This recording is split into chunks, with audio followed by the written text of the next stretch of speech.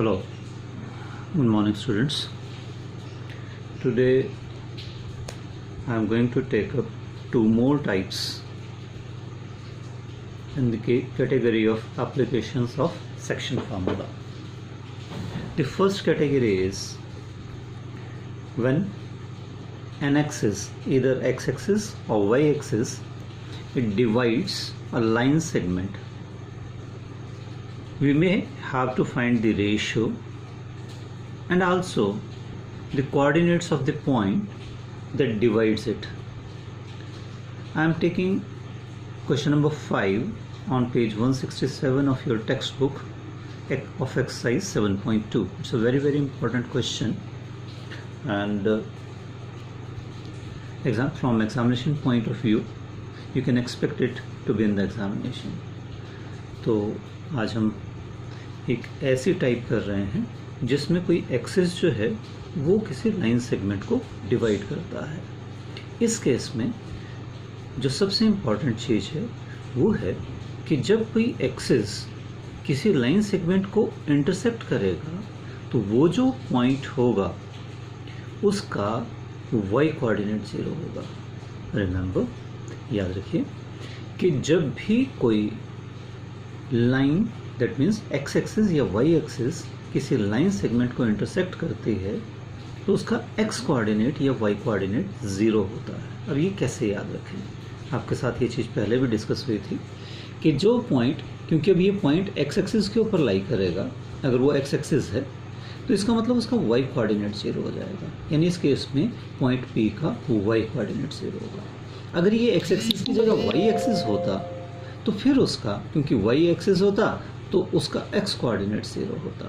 तो अगर आप ये चीज़ याद रखें तो ये क्वेश्चन बहुत आसान हो जाएगा.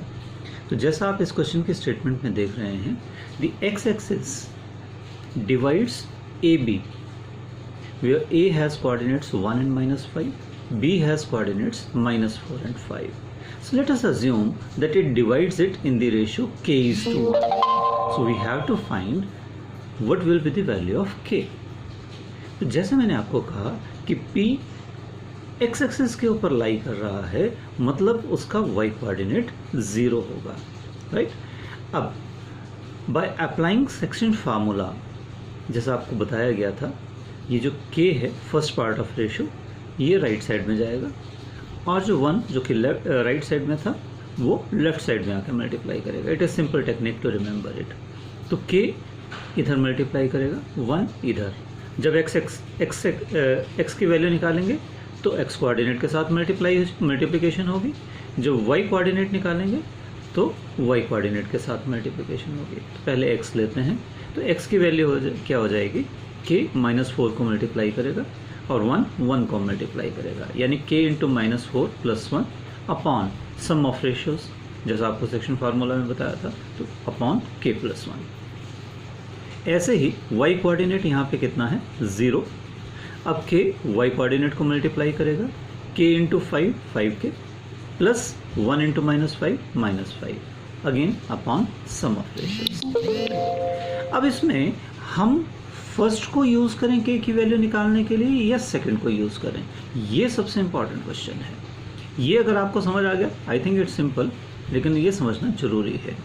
अगर मैं x की वैल्यू से k की वैल्यू फाइंड आउट करने की कोशिश करता हूँ तो क्या होगा, क्योंकि x जो है इसके साथ एक और वेरिएबल आ गया k, एक इक्वेशन से 2 वेरिएबल निकालना मुश्किल हो जाएगा.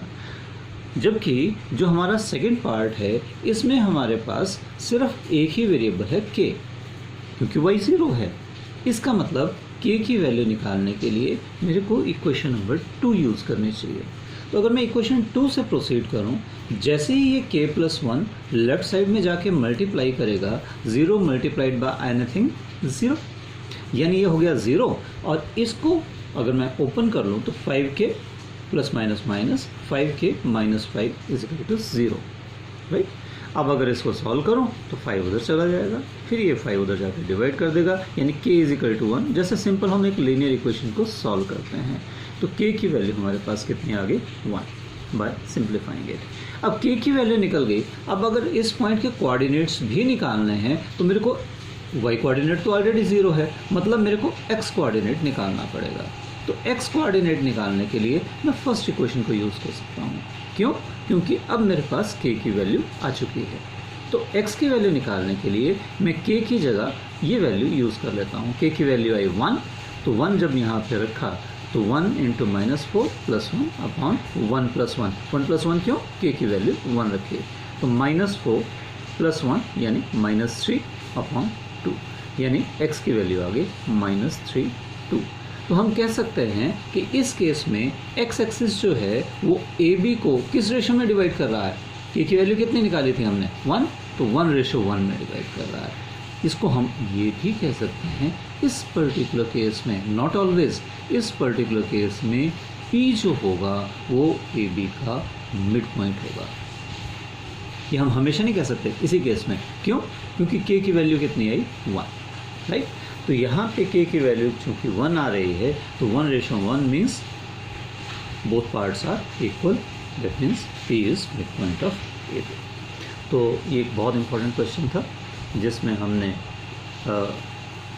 एक तो रेशो फाइंड आउट की और फिर उस पॉइंट के भी कोऑर्डिनेट्स फाइंड आउट किए जो इसको डिवाइड कर रहा था।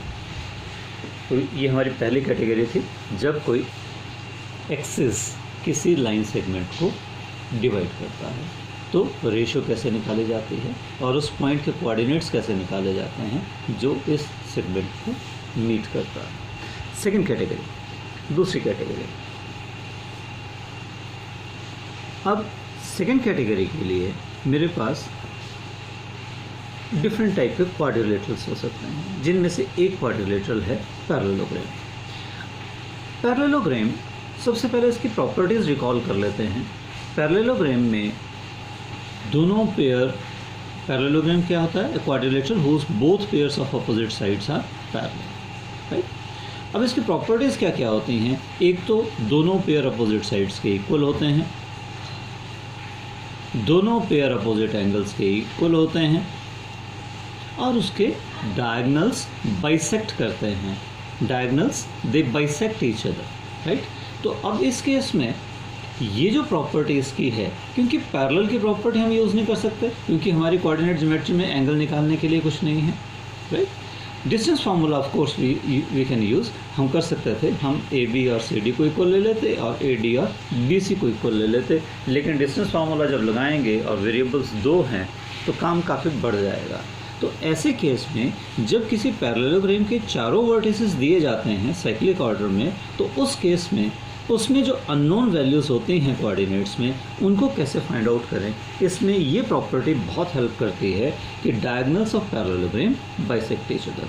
अब जैसा आप देखेंगे ये सॉल्यूशन बहुत आसान है, सिंपल है, लेकिन ये भी एक बहुत इम्पॉर्टेंट है। क्वेश्चन नंबर 6 आपकी एक्सरसाइज 7.2 का पेज 167। हमें दिया गया है कि 4 वर्टिसेस पैरेललोग्राम के साइक्लिक ऑर्डर में 1 2 4 y x 6 3 5, कहीं से भी शुरू कर सकते थे, यहाँ से भी कर सकते थे, चाहे आप एंटी क्लॉकवाइज चलें चाहे क्लॉकवाइज चलें, लेकिन एक साइक्लिक ऑर्डर में चलना है। यहाँ से शुरू किया तो ये ऐसे कर सकते हैं, राइट। अब जब O जो होगा, क्योंकि डायगोनल्स बाइसेक्ट करेंगे, तो O AC का भी मिड पॉइंट होगा और O BD का भी मिड पॉइंट होगा। इसका मतलब क्या हुआ कि O के कोऑर्डिनेट चाहे मैं AC में मिड पॉइंट फार्मूला लगा के निकाल लूँ, चाहे O के कोऑर्डिनेट्स BD से मिड पॉइंट फार्मूला अप्लाई करके निकाल लूँ, सेम आने चाहिए। तो अगर मैं AC से लूँ तो AC से जब मैं मिड पॉइंट फार्मूला अप्लाई करूँगा O के कोऑर्डिनेट्स निकालने के लिए, O मिड पॉइंट क्यों होगा? अभी हमने कहा कि वो बाइसेक्ट करेगा, दोनों डायगोनल्स बाइसेक्ट करेंगे। तो O क्योंकि AC का मिड पॉइंट है तो मिड पॉइंट फार्मूला से मैं O के कोऑर्डिनेट्स निकालता हूँ। तो O के कोऑर्डिनेट्स क्या आएंगे? मिड पॉइंट फार्मूला कैसे काम करता है? X के कोऑर्डिनेट्स प्लस कर दो और 2 से डिवाइड कर दो, Y के कोऑर्डिनेट्स प्लस कर दो, 2 से डिवाइड कर दो, यही है आपका मिड पॉइंट फार्मूला। तो यहाँ से क्या हो गया? 1 + x/2 और यहाँ से Y कोऑर्डिनेट क्या हो गया? 2 + 6/2।